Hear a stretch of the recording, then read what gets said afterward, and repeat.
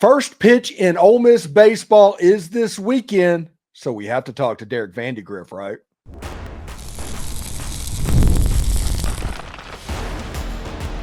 You are Locked On Ole Miss, your daily podcast on the Ole Miss Rebels. Part of the Locked On Podcast Network, your team every day.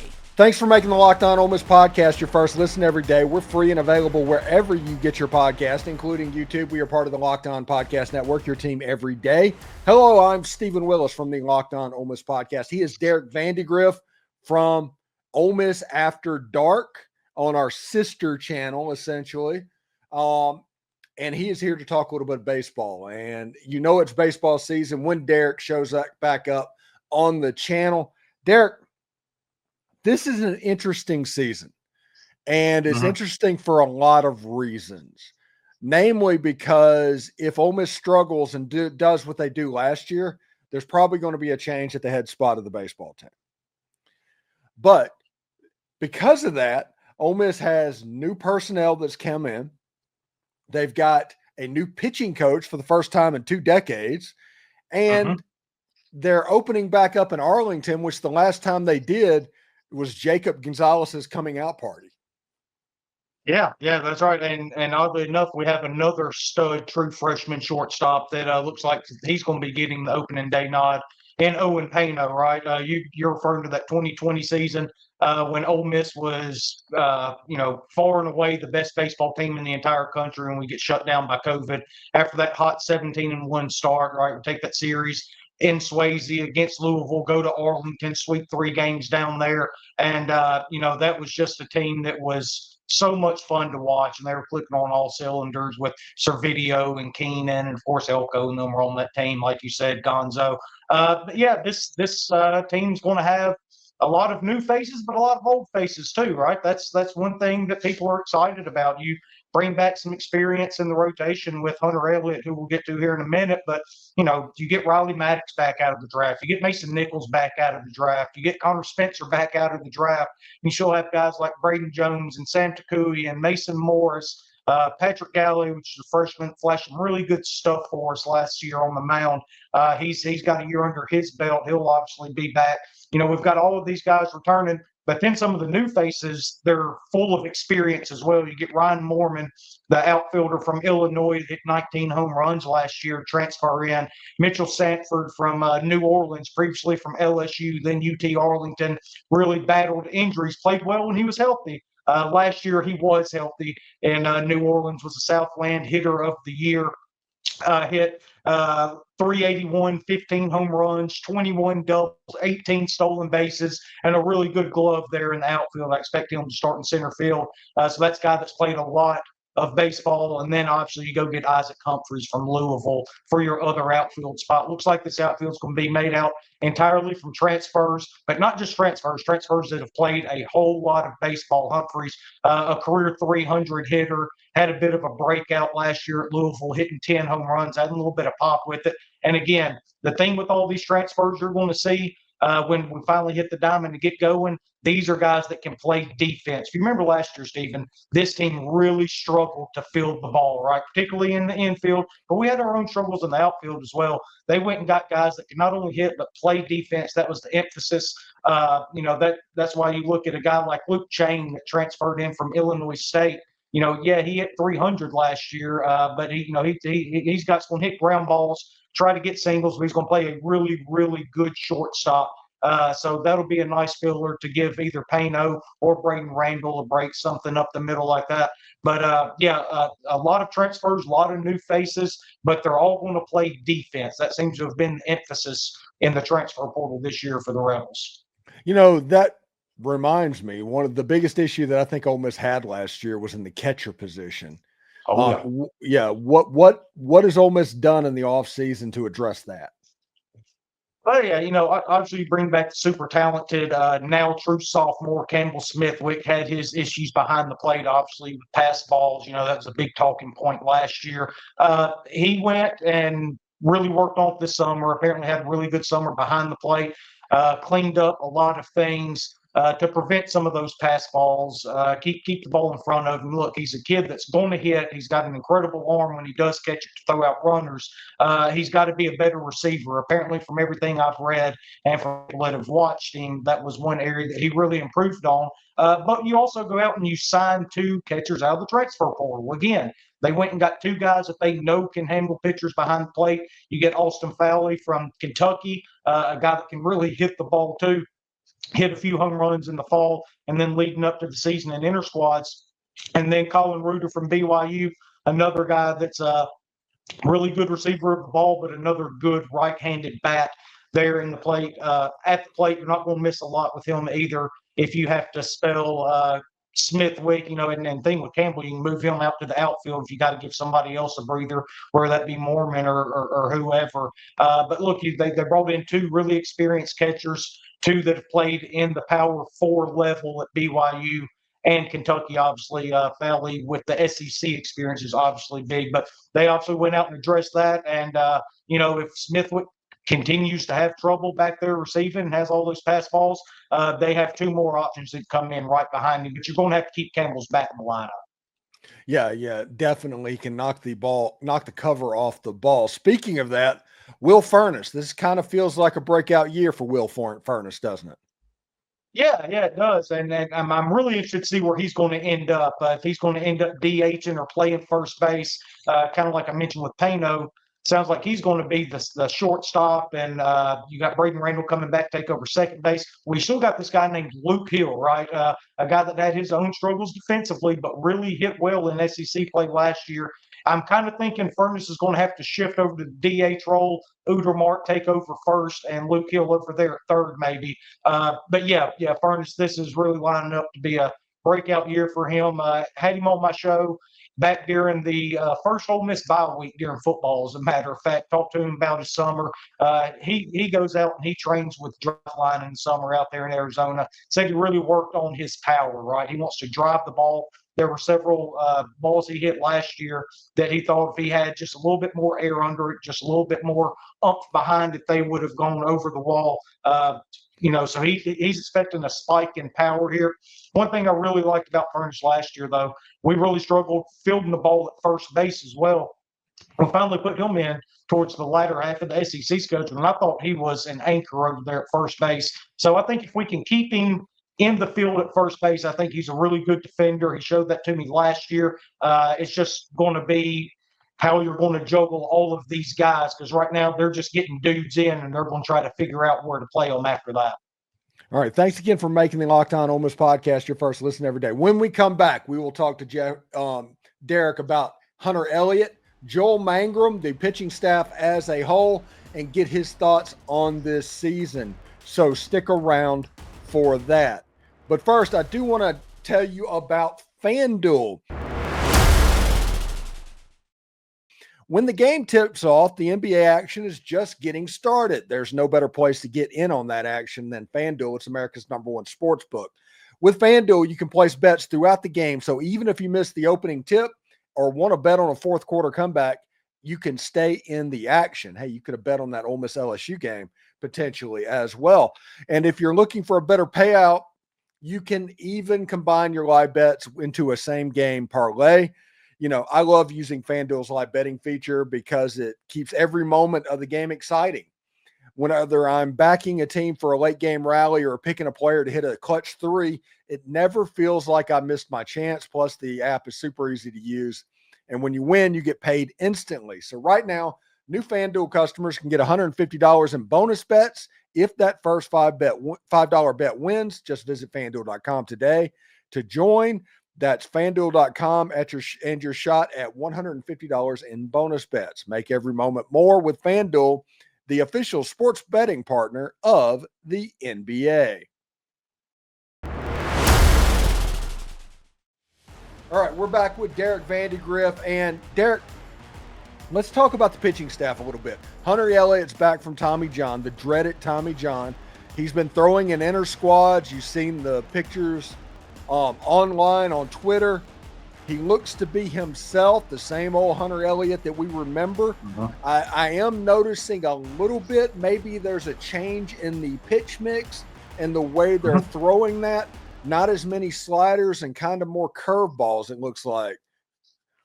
Yeah, yeah, and look, the bread and butter for Hunter Elliott is always going to be that devastating changeup that he has, right? That's what kind of got him through that national championship run. That's what kept everybody off balance. I think the biggest thing with him, and we'll get into this when we talk about Joel Mangram here in a little bit. Joel's done a really good job with all of the pitchers. Hunter's is not a single case here. He's added velocity though, right? And that's kind of a big thing. He's 2 years removed from Tommy John surgery, and now he can sit 91, 92, and it's been reported he can touch up to 94ish, something like that. He was always more of if he can do that, 89. Yeah, if he's doing that, he's Doug. Yeah, exactly. Right. Yeah. Especially with that big changeup, there's a bigger gap between that fastball and that changeup. He's tumbling it better, apparently, which is another thing Joel's working on with these pitchers. Just seems like after 2 years off, after this Tommy John surgery, he's added velocity, and they say the changeup hasn't lost any life to it whatsoever. That's still his best pitch. That's going to be his go-to pitch, his out pitch. But to your point, it does seem like it's more of a, if you want to call it a looping slider, if it's not a curveball, it's definitely not that sweeper that you would see back during his freshman year and the beginning part of the sophomore year. Really kind of like what Riley Maddox throws, right? That's what he throws, is that big sweeper that he introduced to the SEC last year. It gave him so much success. But I think that's a pretty good move, though. When you can run it up into the low 90s, low to mid 90s, the way he's doing right now with that devastating changeup, if you just have something else that you can put in the batter's mind, something they know that can get across the plate and have a little bit of deception to it, it's going to make him really, really hard to hit. Yeah, now that him and increasing velocity after Tommy John, there's two things that immediately come to mind. First of all, is Tarek Skubal, that before the surgery he was 97, and after the surgery he's hitting 101. But the other thing is like lefty too, just like Tarek. Yeah, and little big league. That one comes into mind a little bit. That's what I'm thinking about. And I was like, Rosenbagger. Yeah. He's firing that thing. Look, it's going to be good to get him back. We've really missed him. Not having that ace of the staff, right? We've had people try to. They needed a Friday guy. Yeah, and you go into last year and you thought that Xavier Rivas was going to be that guy, and then he ends up tearing his elbow up, has to have Tommy John surgery. And so now you're talking to Riley Maddox, who's already had Tommy John surgery, and you're having to be like, look, man, I need you to step up and be this guy for me, right? We went through JT Quinn, tried him out, right? And, that didn't work out, but Riley Maddox really rose to the occasion there, and he was a very solid Friday night guy. But in this league, Stephen, and you've got to have that dominant guy. You've got to have that ace, a guy that every time he steps out on the mound, for 100% fact, you at least have a chance to win, and probably a 75% chance you are going to win. That's the mentality Hunter Elliott seems to bring every time he gets out on the mound, and that's what I'm excited to see come this Friday, as a matter of fact. I expect him to be the Friday night starter, even though that hasn't been announced yet. So I'm a big fan of the Ken Burns baseball documentaries. Like I go to sleep all the time on those, and just they're wonderful. But one thing that you find out reading that is like Sandy Koufax and Bob Gibson and those guys, they might win. They might go 21-4 and have 21 complete games over the course of the season.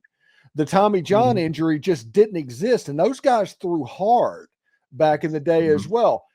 And the reason I bring that up, I interviewed somebody, I can't remember his name, so if you're listening to this, forgive me. But he said that he is blaming like lifting weights, the getting bulking up and all that, and changing the mechanics of the arm delivery. That's causing a lot of these injuries, in his opinion. Oh, that's interesting. Yeah, I haven't heard that theory yet, but it would make sense, right? If you get bulkier, your arm's going to have to move a different way than if you're not, obviously, with all the added muscle and all to it. But yeah, I mean, it's obviously run rampant right now. You basically sign a pitcher with the assumption that he's eventually going to have Tommy John surgery, whether it be in college or after he gets drafted and moves on to pro ball there. But the good news is they've gotten really good at it, right? Look at Riley Maddox last year, and so far Hunter Elliott, even though the season hasn't started, all indications are that he's back 100% and looking better than ever. So at least they've perfected it at the very least. Okay, give me the rotation. Who are we looking at in Arlington this weekend? All right. So again, it hasn't been announced. I'm going to give you two different rotations. I'm going to give you what I think it's going to be, and then I'm going to give you what I know it should be. Okay. It's going to be Hunter Elliott on Friday, and then Riley Maddox on Saturday. I think Sunday is where it gets a little iffy. I think they'll go with Mason Nichols since he was as good as he was last year on Sunday when they finally moved him into that role the latter part of the SEC schedule. I personally think that Nichols is better suited as your high leverage guy out of the bullpen from innings 4 to 8. Whenever you need him there, if a starter ends up blowing up or whatever, if you've got the bases loaded with with one out and a 2-run lead or whatever, you can bring him in there. I think that is a very valuable piece to have, and I think Mason Nichols is really, really good in that role. Think Josh Mallett's back in 2022. I think he can have that kind of impact in that sort of role. And in his place on Sundays, I would pitch Hudson Calhoun, a guy that went to summer ball, pitched very sparingly last year for us as a true freshman. Out of Tupelo, went to high school up in Chattanooga up there, but then he went to summer ball, and they really worked on tunneling the ball for him, right? Every single pitch comes from the same arm angle, gets released at the same spot, and I think he started out like 26 straight scoreless innings up there in summer ball. Just really blew them away up there in the Northern Woods League up there in Kenosha. Ends up with like an ERA just over 1, didn't hardly walk anybody, struck out 30-something batters in the 27, 28 innings, whatever it was. I actually had him on my show, too. He came on there, and he was talking about when Joel Mangram got hired. He was obviously still up there in the Northwoods League, and he was obviously selected as an all-star and all that because he was the best pitcher they had in the league. And he didn't get to play in the all-star game because Mangrum was like, no, man, I need you to get back down to Oxford now so we can work with you. You got something going on right now, and I need to get my hands on you. That way we can get going. So he packed up, missed the All-Star game, come back to Oxford. Look, this is a kid that's going to throw 95, 96. There's a cutter in there that he's really been working on that seems to really be paying dividends. And then, of course, the sweeping slider, just like we talked about with Riley Maddox, that got implemented over the summer as well, seems to be paying big dividends for him. Has a changeup he can go to when he needs to. This is a 4-pitch guy that really learned a lot and blossomed from his freshman year throughout the summer, now leading into a sophomore year. I think this Rebel team is better suited for him to take over the Sunday role and get Mason Nichols in just the high leverage role from innings 3, 4, whatever, all the way up to 8 before you get to Connor Spencer. Thanks again for making the Locked On Ole Miss podcast your first and listen every day. When we come back, we're going to talk to Derek about Joel Mangram, and Ole Miss is the preseason number 15 team in the Southeastern Conference. Derek's going to tell us why that's a bunch of bunk and why we shouldn't pay attention to it. Anyway, stick around.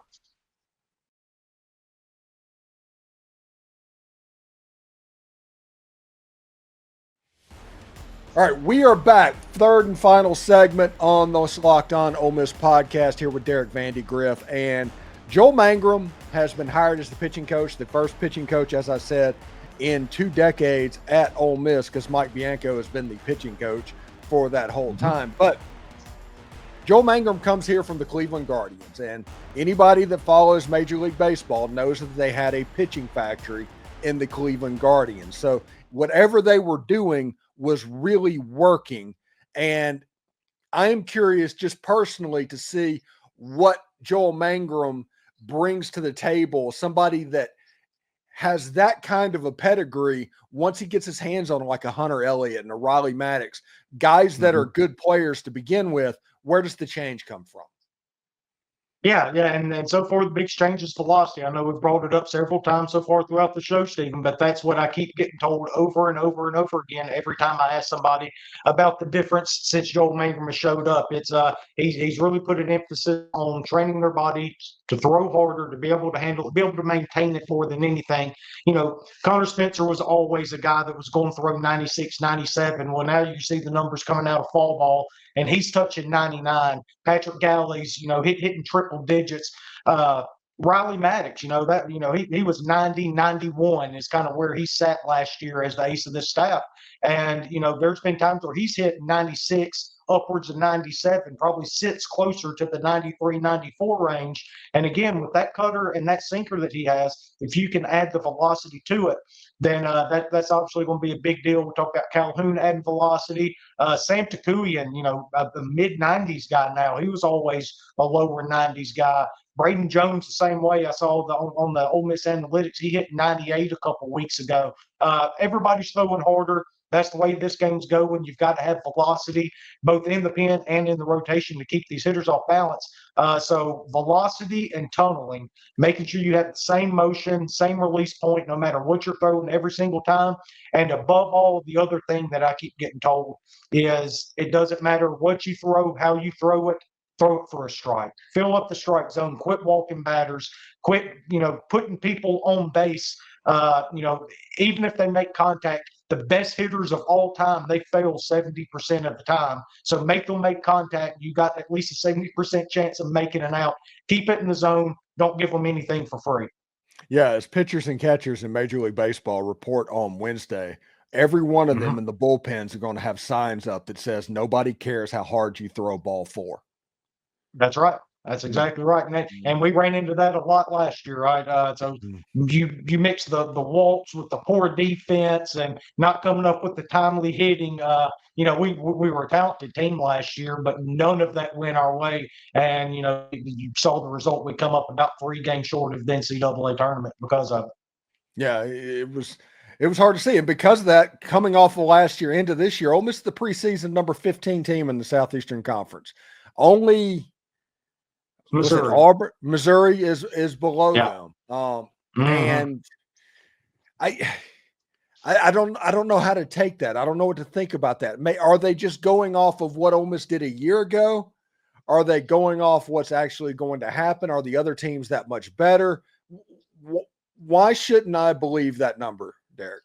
All right. Well, first of all, I know you've talked about it on your show about basketball, right? How good the league is in basketball. We always talk about it in football. With like in basketball, this is the best the SEC's ever been. It's probably as good as any conference has ever been in basketball. So SEC this year, the SEC in baseball is going to be the same way. Like I think we're a better team. We're improved. We have more talent. And I do expect us to do better than we did last year. I'm expecting us to make the NCAA tournament. But this league is such that you can be better, you can play better, and the results still may not be there. Like this is a league that could get, 13, 14 bids out of the 16. That's how good, that's how deep it is. Basically, the only team in the entire conference that doesn't care about baseball is Missouri, and that's why they're at 16. And then you had, a few teams up the top. But that big middle to lower tier, you can really change them any way you want to. I expect Ole Miss to finish better than 15th. Obviously, like I said, I think we're a tournament team. Wouldn't surprise me if everything kind of fell our way. This isn't a team that's pushing for a regional host down the stretch the last 2-3 weeks of the season. If you told me this was a 15-15, 16-14 team, then I'm not even remotely surprised because I think we have that much depth on the pitching side of it. I really believe in Mangrum. Bianco's being able to take a step back, manage the entire program instead of having to focus just on the pitching side of it there mainly.